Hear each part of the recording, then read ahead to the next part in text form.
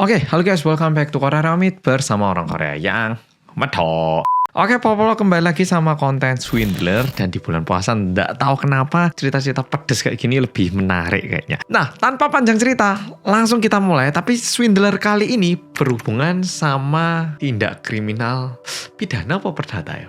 Mungkin pidana, langsung kita mulai. Oke, untuk memahami cerita kali ini, kita perlu tahu dua tokoh. Istri sama suami, istrinya bernama Jie, suaminya bernama Kyung-chan. Nah, mereka berdua ini udah menikah dan kebetulan karena Kyung-chan ini lahir di keluarga yang lumayan kaya, jadi papanya itu punya perusahaan dan perusahaannya bakal diturunkan kepada Kyung-chan. Kyung-chan ini secara uang juga punya, karir juga lumayan, dan kehidupan mereka bisa dibilang sangat berkecukupan. Dan di awal pernikahan, setiap malam mereka itu lumayan panas. Jadi meskipun Kyung-chan itu pulang di malam hari karena lembur, nah pulang kalau ketemu istrinya yang bernama Jie, tatapannya itu tiba-tiba agak berubah, mulai didorong ke tembok, lalu mulai mengarah ke kasur dan melakukan hubungan suami istri. Nah, jadi terkesan hubungan suami istri antara Jie dan Kyung-chan itu baik-baik saja hingga mereka masuk ke bulan ke-4. Yang terjadi apa? Suatu malam seperti biasanya mereka udah melakukan ritual di malam hari dan si suami ataupun Kyung-chan ini tertidur lebih dahulu. Istrinya yang merasa kayak, wah kehidupanku sekarang bahagia ya, udah punya suami kayak gini,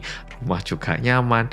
Nah, natapin suaminya dengan tatapan yang sangat manis gini, sambil kayak disayang-sayang gitu. Tiba-tiba suaminya itu menyebutkan sebuah kata-kata yang tidak bisa dipahami. Suaminya alias Kyung-chan ini bilang, Suina saranghe. Dan Jie yang mendengarkan itu merasa gak nyaman. Bayangkan, Polo-Polo baru nikah dan lagi panas-panasnya. Tiba-tiba pasangan Polo-Polo menyebutkan nama cowok atau cewek lain dan bilang I love you. Bisa jadi mimpi, bisa jadi mantan atau gimana, bisa jadi ngelindur.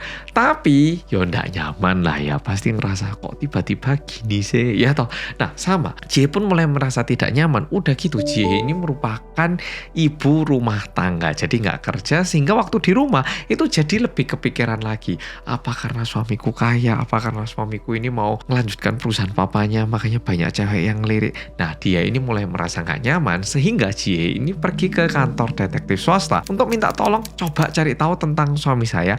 Apakah suami saya ini punya simpanan yang bernama Suin? Oke? Detektif swasta yang kedatangan Bu Jie ini tanya ke Ibu Jie, loh Bu, tapi kenapa Ibu khawatir banget kalau misalnya Ibu sekarang kehidupan pernikahannya baik-baik saja kan ya sebenarnya tidak terlalu masalah. Apakah ada alasan lain yang mungkin kita perlu ketahui dan yang membuat Ibu ini lebih khawatir lagi? Nah, di situ baru Ibu Jie menyampaikan sedikit fakta yang perlu kita tahu. Sebenarnya Jie sama Kyung-chan, mereka berdua itu tidak ada rencana untuk menikah. Hanya saja Jie hamil. Jadi mereka main api. Lah ternyata apinya ini membuat Jie hamil. Dan karena Kyung-chan ini mau bertanggung jawab, akhirnya mereka menikah. Jadi dasarnya itu mereka saling suka, saling cinta. Tapi nikahnya itu sedikit lebih cepat dibandingkan yang mereka bayangkan.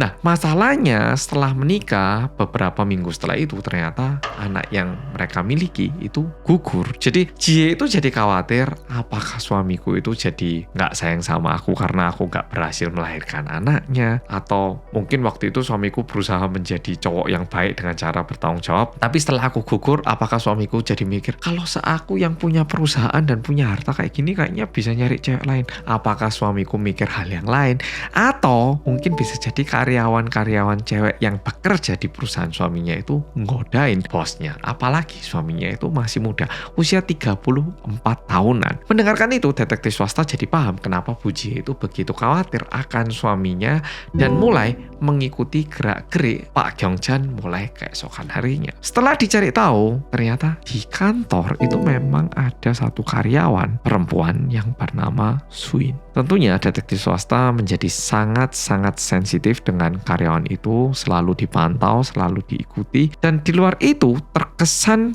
tidak ada tokoh lain ataupun cewek lain ataupun seseorang yang bernama Swin. Dan setelah dicari tahu, ternyata keseharian Pak Gyeongjan ataupun si suaminya ini adalah bekerja di kantor. Setelah selesai kerja, kadang itu pergi ke bar bertemu seseorang untuk minum minuman alkohol. Dan orang yang ditemui Pak Gyeongjan adalah temen cowoknya yang bernama Song Hyuk. Jadi di luar karyawan cewek yang bernama Swin itu tidak ada cewek lain gitu. Nah, detektif swasta ngikutin, dan awalnya detektif swasta ini sangat-sangat mencurigai karyawan yang bernama Swin. Tapi diikuti 1 minggu 2 minggu tidak ada gerak-gerik ataupun sebuah tanda-tanda yang menunjukkan kalau Pak Gyeongjan itu tertarik sama karyawan yang bernama Swin ataupun sebaliknya. Jadi detektif swastanya bingung, loh saya tahu kok Swin yang ini nggak deket, apa nggak salah nyebut ya, atau mungkin Pak Gyeongjan cuman kebawa mimpi ya. Nah, mulai mikir.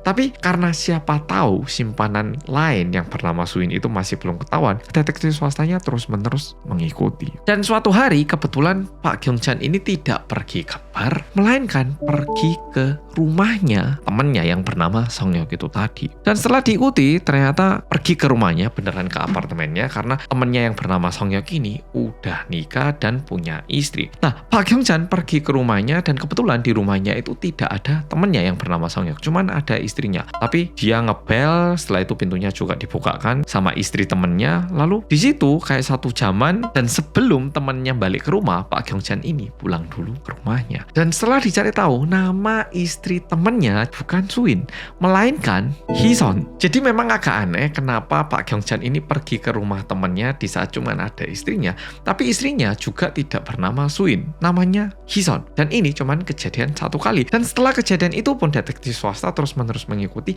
namun detektif swasta tidak berhasil menemukan cewek lain yang bernama Swin ataupun cewek-cewek yang mencurigakan. Tapi karena detektif swasta ini jadi tahu kalau Pak Gyeongjan ini pernah ke rumah temennya di saat temennya nggak ada, detektif swastanya beritahu ke Ibu Jie. Bu Jie, kita belum menemukan apa-apa, tapi satu hal yang kita ketahui, pernah ada 1 hari suami ibu itu pergi ke rumah temennya, padahal temennya nggak di situ, yang ada cuman istrinya. Dan Pak Gyeongjan tinggal di rumah itu selama 1 jam, dan sebelum temennya balik ataupun Pak Song Hyuk pulang, Pak Gyeongjan ini pulang duluan, Bu.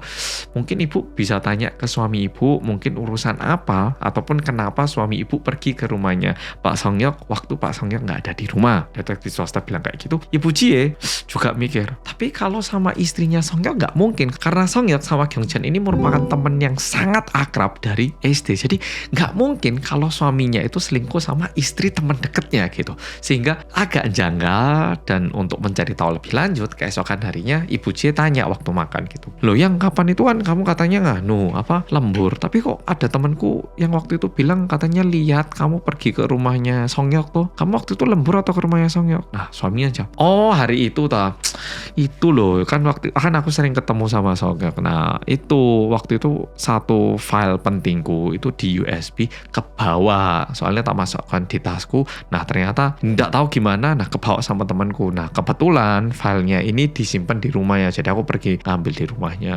Ya cuman itu sih. Ya kamu lah ngerti lah, Song Hyuk temanku ya, mana mungkin ada apa-apa. Bahkan dan Jie yang mendengarkan itu, ya masuk akal, ya ada kemungkinan juga. Sehingga Ibu Jie pun ya nggak bisa bilang apa-apa dan menerima apa yang disampaikan sama suaminya. Nah, karena detektif swasta tidak berhasil mendapatkan informasi baru, detektif swasta ya cuma bisa melakukan apa yang sedang mereka lakukan, yaitu terus-menerus mengikuti gerak-gerik Pak Gyeongjan.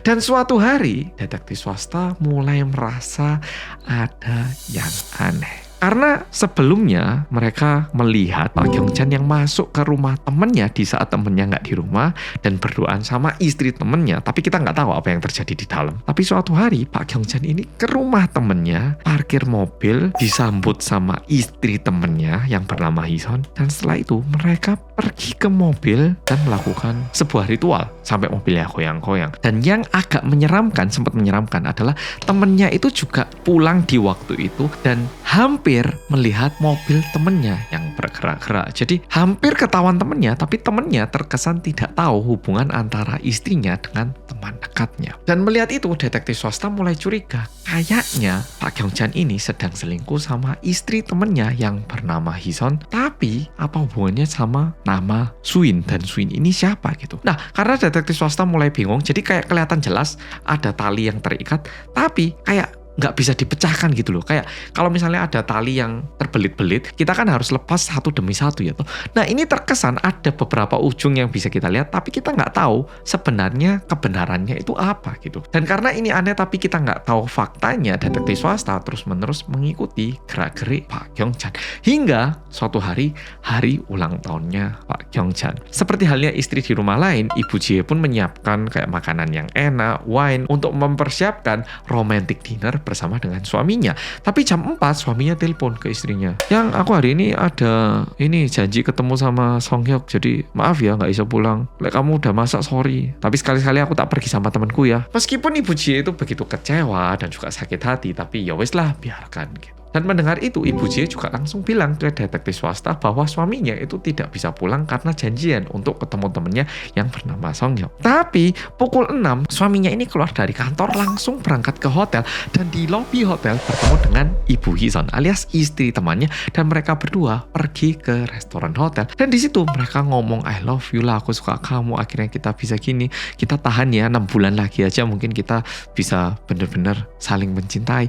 Kayak mulai ada beberapa pembicaraan yang aneh. Dan gak lama setelah itu temennya yang bernama Song Hyuk datang. Song Hyuk menyaksikan istrinya yang lagi begitu itu sama teman dekatnya dan langsung bilang, kalian berdua kan wis tak bilangi lek kamu mau pacaran ojo belak-belakan lah, sembunyi gitu loh. Kemarin itu kamu di parkiran mobil ya main, lek kamu ketahuan orang lain ya apa coba. Untung aku lihat sekitar nggak ada orang, lek ada orang lain kamu berdua ketahuan masalah loh aku.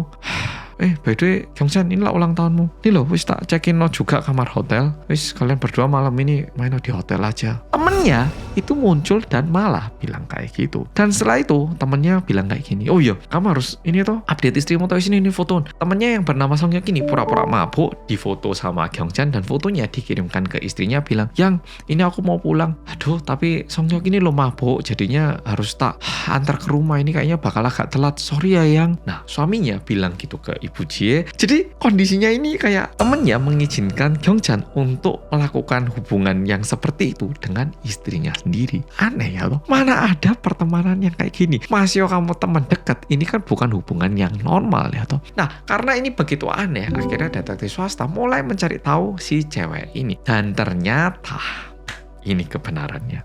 Istri temennya yang bernama Hison sebenarnya bukan orang Korea, melainkan orang asing yang nama aslinya adalah Suin. Dan waktu dia pindah ke Korea, dia itu membuat nama baru, kayak nickname baru dengan nama Hison. Jadi nama aslinya itu Suin, tapi di Korea dikenalnya sebagai Hison. Lah terus kok Isa ini nikah sama temennya tapi berhubungan sama Gyeongchan? Bingung kan ya toh? Jadi sebenarnya Gyeongchan itu dulunya belajar ataupun pergi untuk studi ke luar negeri dan di masa kuliah ketemu sama cewek yang bernama Suin ini dan mereka saling cinta dan sempat minta izin untuk nikah ke orang tuanya, tapi orang tuanya itu nggak ngizinkan untuk nikah sama orang asing sehingga cinta mereka yang begitu tulus di masa kuliah itu akhirnya terpecah belah dan nggak bisa berlanjut. Dan sebenarnya Pak Gyeongchan itu udah melupakan cewek ini. Dan suatu hari waktu Pak Gyeongchan ada meeting sama kliennya yang dari luar negeri, kliennya ini bawa penerjemah yang ternyata merupakan Suin dan di situ Gyeongchan sama Suin jadi kenal lagi dan mereka ini jadi ketemu di hari Hison gugur. Jadi Pak Gyeongchan ini ngelihat kayaknya cinta lamaku ini bisa bersemi kembali gitu. Dan di situ Gyeongchan yang sekarang udah punya uang, udah dewasa, mulai mikir gimana caranya bisa bersatu kembali dengan mantan pacarnya. Dan karena dia ini udah punya uang, dia akhirnya cerita ke teman dekatnya. Dan teman dekatnya yang kebetulan nggak punya pendapatan yang banyak nawarin, Gyeongchan gini aja wis, aku tak nikah, maksudnya pura-pura nikah sama si Suin biar dia dapat visa untuk tinggal di sini. Kamu pura-pura nggak ada hubungan sama istriku dan ya kamu ketemu, kamu berhubungan terserah. Tapi kamu per bulan harus ngasih aku 35 juta rupiah. 40 aja, 40 juta rupiah cash. kalau kamu mau bayar, aku tak nikah kontrak sama pacarmu. Dan nanti kita proses biar Swin ini bisa ganti warga negara sebagai warga negara Korea. Nah, kalau udah ganti warga negara, aku tak cerai sama Swin, kamu nikah sama Swin. Ya apa? Mau nggak? Lah gitu kan orang tua kamu wis nggak bisa ngalangi kamu. Nah, temennya nawari kayak gitu, Gyeongjan yang bener-bener hatinya mulai berdebar membayangkan cewek bernama Swin ini akhirnya mengiyakan. Setelah tahu semua ini, akhirnya detektif swasta melaporkan apa yang mereka ketahui kepada Ibu Jie, dan Ibu Jie yang tahu hal ini akhirnya suatu hari di saat suaminya lagi berduaan di rumah temennya bersama dengan istrinya alias sama Swin itu, istrinya datang dan langsung menangkap basah mereka berdua yang lagi mau berhubungan. Dan setelah istrinya tahu kalau dirinya ini selama ini cuman dijadikan istri di publik, istrinya ini jadi begitu marah dan merasa tidak terima, apalagi udah gugur malah diginikan ya toh, sehingga istrinya juga melaporkan masalah nikah kontrak ke polisi dan juga imigrasi, karena nikah kontrak ini kan merupakan penyalahgunaan visa ya toh, sehingga diakibatkan ini Swin pun akhirnya dideportase dari Korea dan rencana pernikahan antara Gyeongjan dengan Swin pun akhirnya tidak bisa berjalan.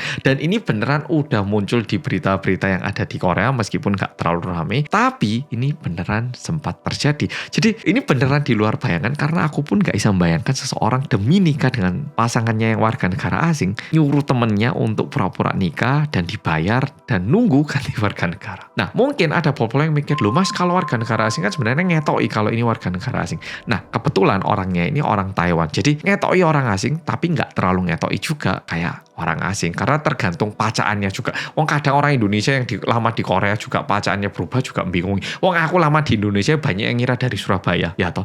Nah, jadi kayak gitu. Oke, Polo, video kali ini sampai di sini, dan mereka berdua alias Gyeongjan sama Jie pada akhirnya bakal aku beritahu di video minggu depan. Jadi Gyeongjan sama Jie itu akhirnya mereka berdua juga cerai, dan Jie pun mendapatkan imbalan karena ada pembagian harta, sehingga mereka pun akhirnya menjalani hidup mereka masing-masing. Sedangkan Gyeongjan tidak berhasil melanjutkan cintanya dengan cinta lamanya, dan akhirnya hubungan mereka berdua itu cuma meninggalkan luka di hatinya Jie. Makasih sudah nonton dan sampai jumpa di video berikutnya.